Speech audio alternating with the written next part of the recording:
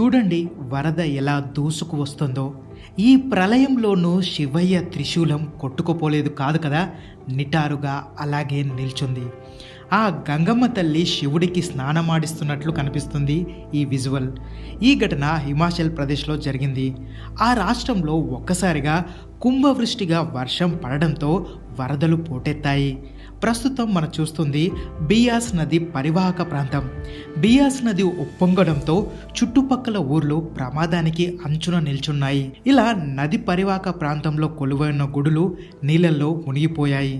అయితే 20-30 ఏళ్ల కిందట కట్టిన ఆధునిక బిల్డింగ్లు వరదల దాటికి కొట్టుకుపోతుంటే, ఇలాంటి మన ప్రాచీన ఆలయాలు మాత్రం కట్టి 100 ఏళ్ళు గడుస్తున్నా ఎన్ని వరదలు వచ్చినా చెక్కు చెదరకుండా ఉంటున్నాయి.